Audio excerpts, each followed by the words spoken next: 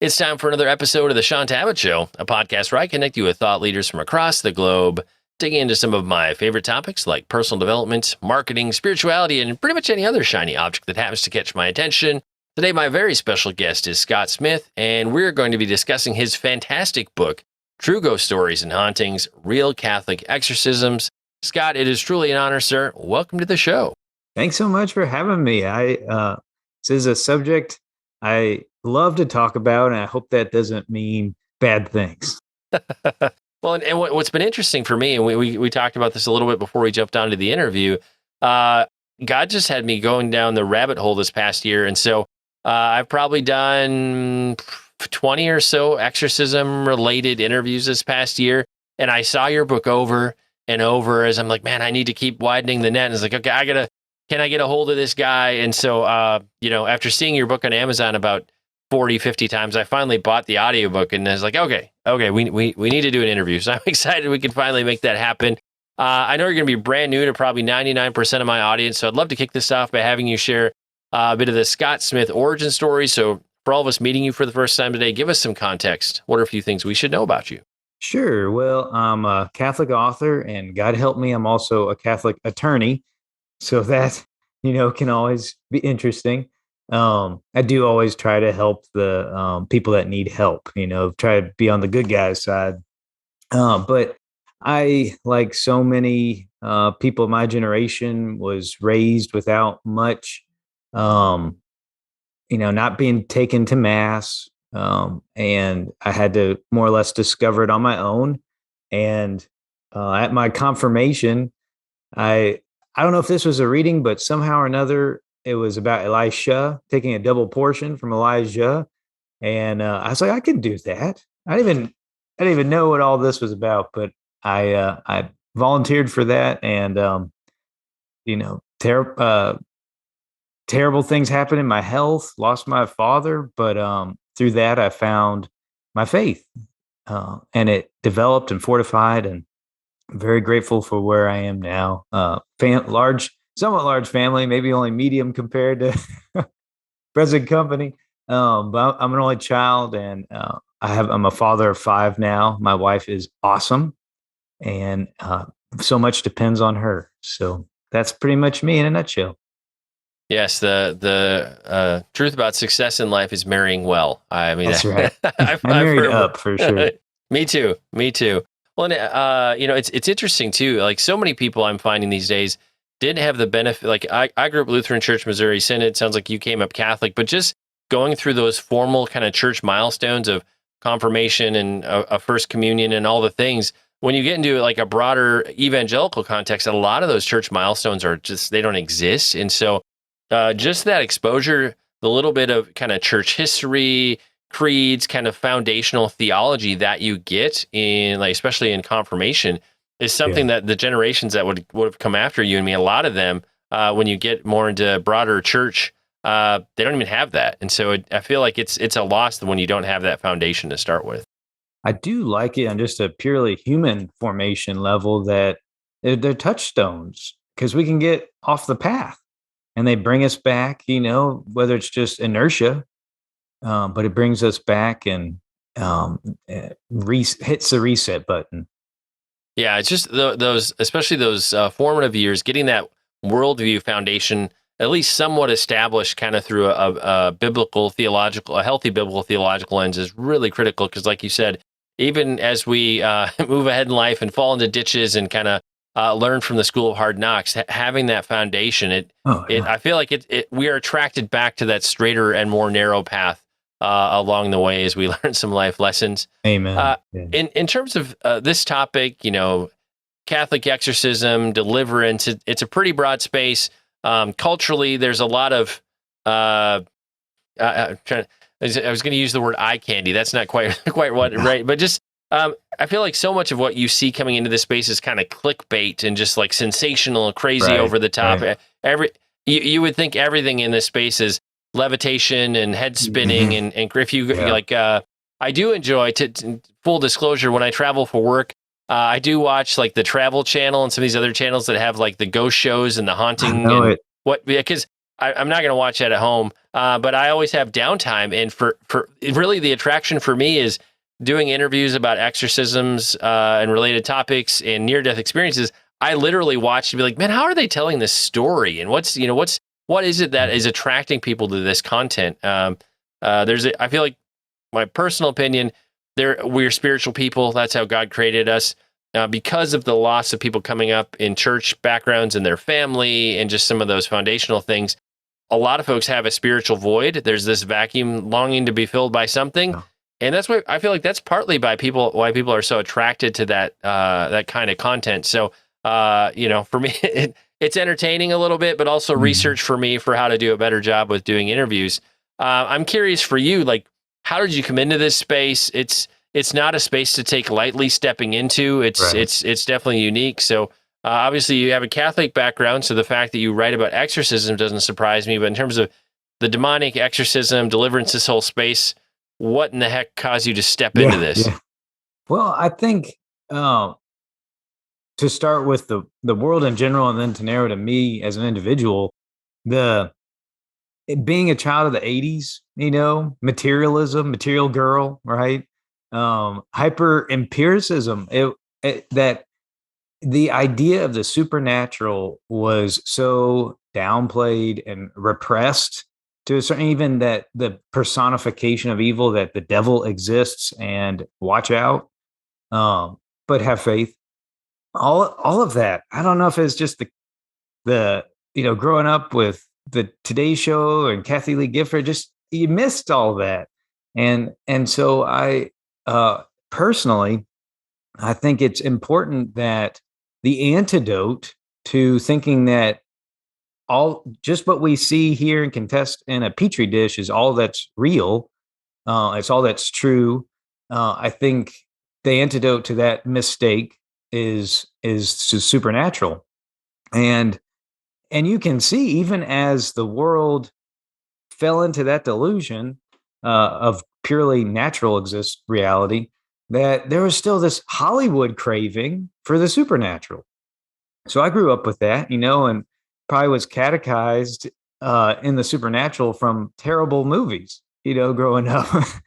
The Exorcist being one of them. I should not have watched that at such a young age, but and several more recent movies like The Exorcism of Emily Rose and Conjuring, those sorts of things. I've always enjoyed the horror genre because if especially as a writer, that is a great engine for a plot. But just as a spectator, it's I don't know. I don't know if it's necessarily my better angels that desire the horror genre, but I think I think there is a draw for people of all stripes. Well, in terms of kind of worldview formation, what we see on TV shows, what we read in books and comics and see in films, for a lot of people, that actually informs their spiritual worldview of who God is, angels, demons. Like a lot of that seems to be very much informed by culture more than the Bible, more than what they might be hearing in a sermon on a Sunday. I'd love to hear your perspective, just as somebody who writes in the horror genre and who's done a deep dive into kind of the exorcism topic. What was the impact, or maybe better said, the fallout of films like The Exorcist, and how that impact, like it I see it marked a generation, it scarred a generation. Pick the descriptive word you want to use, but in terms of sort of early kind of films that made an impact, it certainly has left its mark on culture, and it still is making an impact today. Yeah, exactly. And I write about that in this book, that the cultural impact of The Exorcist was like a kind of like a great awakening. And I think this is in large part the fault of the church, of the Catholic Church, that in the 70s and 80s, can't get too deep in the 80s because Exorcist came out pretty early on, but so many people in the church were teaching that the devil is just a manifestation of societal evils, this diffuse evil, non-supernatural evil, like the evils of a lack of social justice. But no, those are, there's problems there too, but true evil, the reality of evil, supernatural evil, very much does exist. And The Exorcist, that movie shocked people into the realization of reality. It shocked people back in. I think every generation, at least every 20 years, you have a very successful exorcism movie because the devil doesn't want us to know he exists. Has a much easier time when we're not on guard, and I think that's our natural drift as a culture. One of the things that I think a lot of the films put on display is kind of the gateways. Like if you take the time to Oh yeah, watch any of the Conjuring films or whatnot, often it's like there's a curse, there's a Ouija board, witchcraft. There are usually some very specific indicators as the story unfolds of like, oh no, this crazy thing is happening, and then it's kind of almost like a spiritual murder mystery. It's unfolding, and they do research and they investigate and they find out this is what caused it. But in terms of, I feel like you got two things. You've got the dabbling into things you maybe shouldn't be playing with that you just really don't understand the fallout, and then there's also subtle ways that Satan or demons work in our lives. I guess contrast those two. There's the obvious bad idea gateways, but people go anyways, and then there's just in the day-to-day of walking out the Christian life, there's temptations and ways that Satan is moving that we don't even think about because it's so not shiny like the crazy stuff. right. Yeah, exactly. There's another good book out there, which, you know, if I direct people to better books, all no shamelessly, that Father Vincent Lambert wrote. He's an exorcist priest for the Diocese of Indianapolis. There's also Father Gabriel Amorth, who is the exorcist priest for the Diocese of Rome. That's and on whom the Exorcist movie, the one with Anthony Hopkins, was based. But they'll say they've got a pretty common list, and the Vatican even issues a list um, for review if somebody thinks they've been possessed, or for the priest to walk a person through if they've been possessed. And so, some of the common occult practices that open that door, going to see a psychic or medium, palm reading, attempting to communicate with the dead, necromancy, like the Bible talks about, playing with the Ouija board. It's not fun and entertainment. Even Walmart these days, you can get a little beginner spell kit if you want. Just don't. It's not things to play with. But the thing that was revelatory to me in writing my book, which is it's a series of vignettes of some of your more famous exorcisms, some of the ones that have been Hollywoodized, but maybe Hollywood didn't sensationalize them as much as you might assume, like The Exorcist, and The Exorcism of Emily Rose, based on the real life story of Annalise Michel. But what I found out with all of these, except maybe Annalise Michel, is that the common culprit, as you suggest, was the Ouija board, especially the American ones. Maybe Europe's a little brighter than we are with that, but in America, it, I don't know. Maybe it's because it's just so readily available, but like the exorcism that Roland Doe, at least that's the name that we're given for him. His exorcism, his possession began with a Ouija board. And there are several stages of exorcism, which I think are important. It doesn't just go to full blown possession, right? There's infestation, presence of evil in a location or associated with maybe an object, vexations, physical attacks, and there's oppression, and then full on possession. So, there's several layers of this that I think it's always good for us to be on guard.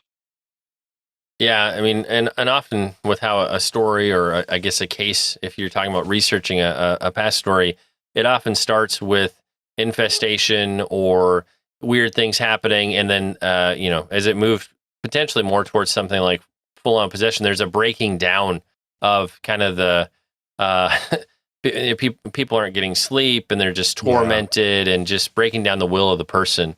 I guess would be the best way to describe it. Father Lambert's book, phenomenal. I had him on awesome. 6 to 8 months ago. Father is it Amorth? I don't know how to say his name right.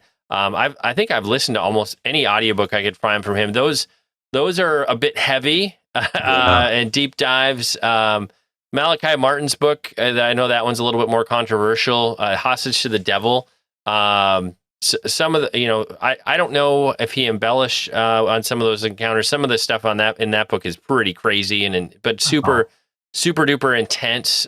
So just, some of this stuff is not to say that your book is winsome and fun necessarily, but when you get into some of the books written by people where this has been their full on like professional life and ministry for multiple decades, they've seen some dark and scary stuff. And so some of those books, that's like the 401, 501 level. So just, if you're going to go to some of those heavier books, just know it's not just an intriguing ghost story. Like, it's dark. And so just full disclosure, you've been warned. I got a lot out of listening to those books, but again, just be conscious. If it's going to really impact you and you won't be able to sleep at night, maybe don't read or listen to those books before you go to bed, kind of a thing.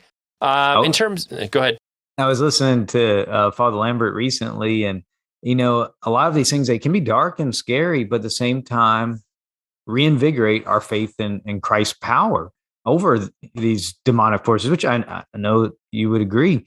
I heard Lambert was telling a story about when he was first being trained in Rome, and I think a Franciscan was performing an exorcism, and a man, the possessed, started levitating, and the priest just put his hand on his head and pushed him back down. Well, and the reality, if I'm sure you do, as I do, have friends who kind of, this is their ministry space, deliverance, exorcism. Most of the cases they work on, people they minister to, it's super low level. It's not crazy. It's not the 80-pound grandma throwing the piano. However, I found every person who operates in this space, they have one or two cases along the journey where they're like, okay, this is a one-time thing, but we can't explain this. Like, just grandma had supernatural strength or the levitation or whatever. But that is by far seems to be the exception more than the rule, at least with the encounters and stories that people have shared with me. In terms of like your research process and related to that, kind of seeing the influence of these stories in culture as they go on the silver screen, if you will, staying true to what was the actual story versus, dramatizing it for it's like based on a true story, as we often see at the beginning of a film. I guess, how about Annalise Michelle? Give us some backdrop on that research you did for that, how it relates to the exorcism of Emily Rose and what they got right, what they got wrong. Yeah, that one was very intriguing. It was fascinating because there were parts of the story that were not used in the movie. Of course, I need to re-see that movie, but as far as I remember, they were not in there that were horrifying. Annalise Michelle that case is unique in that we have dozens of the recordings from the actual exorcism sessions, which is also interesting because her parents were prosecuted, and the priest was prosecuted in Germany for negligence. And these recordings, were actually had evidentiary value. But one of the things that struck me is with Annalise Michelle is how when she was being exorcised, because the devil wanted, this was just like in the movie, as the movie suggests, Emily Rose was a devout person, was a bright light as a child, as a young person, and the devil hated that.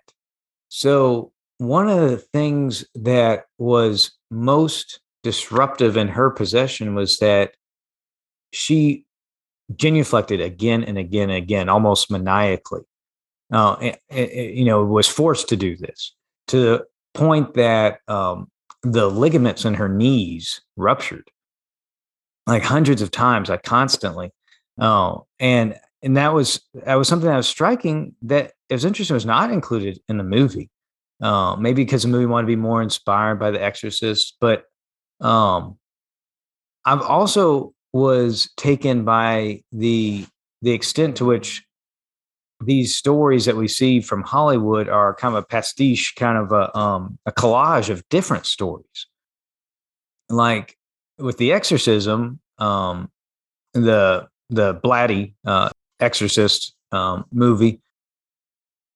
One of the things I just assumed was Hollywood was the pea soup vomit. That's just like your typical. No way could that happen, and it didn't happen for Roland Doe. But one of the first the first exorcism that I go through and research in my book is that of Emma Schmidt. She was as well documented exorcism in Iowa, Erling, Iowa, in the 1920s, late 1920s, right before the stock market crashed. And not to get too grotesque, but vomit was definitely involved in that exorcism. And to say this, a nice way, like this was a woman that was unable to eat anything, right? Her stomach was empty, and yet she produced just bucket loads of this stuff. And I was just, I don't want to get into the sensational side of it too much, but I was struck how my initial assumptions were broken, that surely this is just Hollywood on a number of these things. But no, this stuff happens, obviously very, very rare. But that even Hollywood itself cannot reach the level, the extremes of truth. Right. Some of the stuff that actually happens is more extreme than what you see in films. Well, Right. and I feel like it's one thing to watch it in a movie. It's one thing to read it in a book, or maybe even see it in more of a documentary film setting.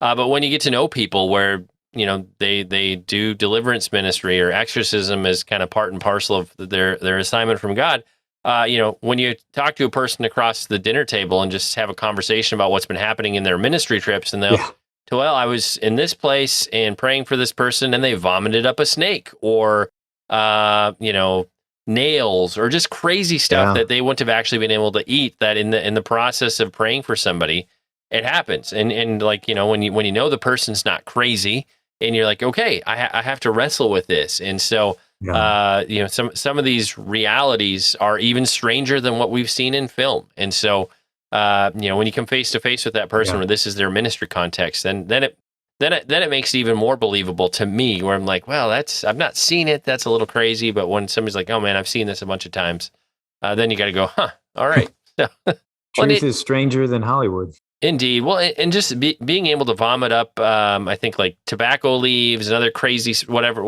I think you described some of that in the book, is just, what do you do with that? There is no natural explanation for somebody being able to do that, especially if they're not ingesting anything. Exactly. What do you do with that? So we'll just leave that out there. We don't need to talk about exorcism and vomit, but there you go.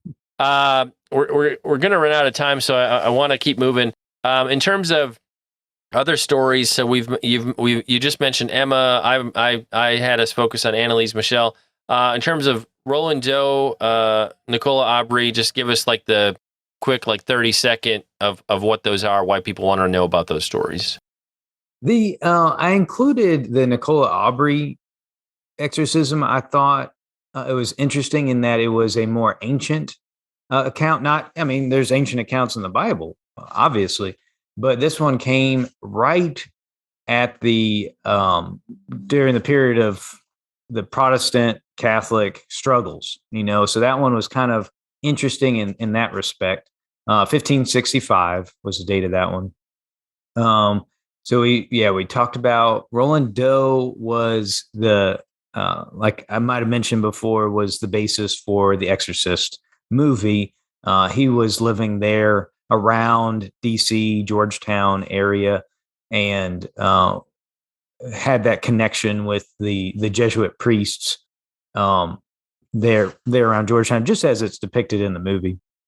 And what you see in some of these, especially Roland Doe's case, one of the issues was exactly what the movie confronted, was that it was tough at that time in that location, especially around DC, to get a priest to help with this. And that, I think, and that's something we need to encourage all our churches to do, is to train exorcists, because there was a time when the wisdom and, exorcists have a bag of tricks. Now, I'm not saying they're magicians, but I'm just saying they have, there is a pass down from exorcist priest to exorcist priest of wisdom. And we lost a little bit of that in that crazy 70s time. The different things, just simple things that I'm sure the devil is very aware of these things, but they will have blessed food or unblessed food, that they're holy water or unblessed water. And the priest will sprinkle them with both. And whether or not there'll be a reaction to one or the other is one of the tests that they can use. And I'm sure that it goes much deeper than that, but a lot of some of that was lost. We need to encourage this ministry, and the church views this ministry as a ministry of charity, so that like Father Lambert that you mentioned, he receives thousands of phone calls a year, but only half of them from Catholics, and so maybe not even Christians, Hindus, whatever, but that this is a ministry of charity, and that it should be exercised, right? Exercise should be exercised. Wow, that was a good pun. I love that. Well, and that's the thing. If you talk to somebody who has been in this space for a few decades, the amount of requests, if it was 210 years ago, it's 2,000 a year now. Like it's more requests than any one diocese could actually realistically ever deal with.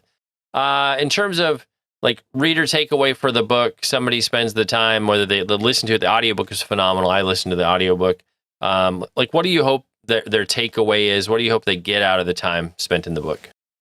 Well, and my approach to a lot of the books that I publish are to disguise it somewhat. And I'll use some words that typically have bad connotations. Like, I tend to be subversive, like a Christian subversive, that I'll present books that look like secular books. They look like the bad guys' books, so that people who are looking into this for the wrong reasons will find this book and will be evangelized before they know what's going on. And so I present this as exorcism as a reason for faith in Christ's power. And I had, like, at the beginning of my book, it begins with the prayer to Saint Michael, and to encourage people or discourage people to whether or not they should be reading these sorts of things. So that's kind of what's different about what I do. Well, and I get a wide range of responses from the different folks I've interviewed. Some people would say, don't even watch some of the films that we've mentioned today. Right. Don't read any of the books in the space. Don't watch any of the TV shows. And, depending on where you're at, you're going to have to prayerfully consider whether you should go there. Right. Again, like I said earlier, for me, it ends up being kind of a weird quasi research dive in, because I want to know how these stories are being told. For me, my heart is to inject good conversation, Christian kind of theology, good worldview stuff into, whether we're talking about NDE, heaven, hell experiences, which is another space I do a lot of content in, and also the exorcism deliverance space. There's a wide range of content. So like my focus is always wanting to bring sound teaching from sound people into those discussions. You also write in the horror genre from a Catholic perspective, which was super intriguing. I want to do a follow-up interview. I want to read one of your books and like get into that more. But again, kind of that elevator pitch version of Sure. Why did you like it? So like you're in such a super niche space. I was like, wow, I've never met anybody that's operated right in that exact spot there. So why? How did you fall into that? Well, I guess the why is that was my love. That's what I liked reading and writing at that time in my life. I One of my books is a pro-life horror, and the reason I write that is because I think abortion is horrifying, but that's not mainstream is not presenting it as that. And so I think Christians and me as a Catholic, we need to reclaim what is true horror. This the whole horror genre was invented by Christians, right? Dante, and there's a rich tradition of horror, but we, because and possibly motivated for good reasons, we've stepped out of that space, but we've created a vacuum, and it's being taken over by people whose worldviews, who are evangelizing a worldview through horror that is being picked up and absorbed by my generation, by many generations. And that horror, like I really enjoy reading Stephen King, Confession. But his worldview is there. There's no God at the bottom of this. It's anarchy. It's randomness, and that is truly horrifying. Um, so that's why I got into that. Well, and that's something important just to mention in terms of whether books, podcasts, whatever, films, TV, all the things.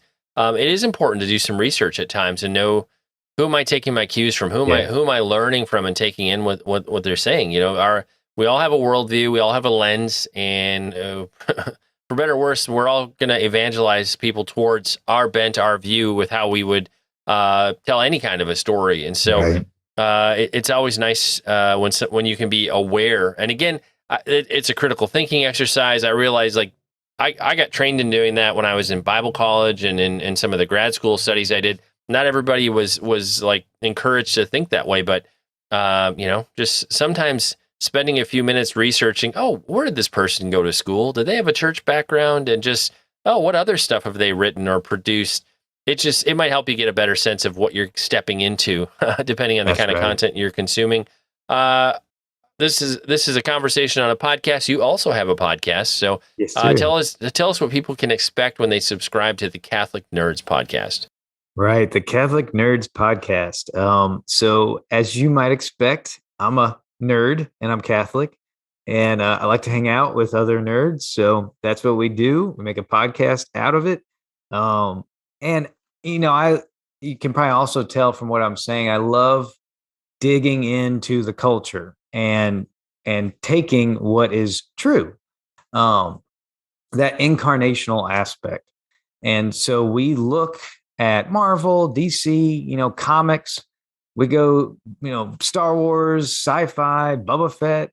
We go through all that, and we just look at it through a Christian, particularly Catholic worldview. And then we'll nerd out on Catholic things too, like the Shroud of Turin or exorcisms or Starbeth. It could be any number of things. It's just an opportunity to nerd out and for people to nerd out with us.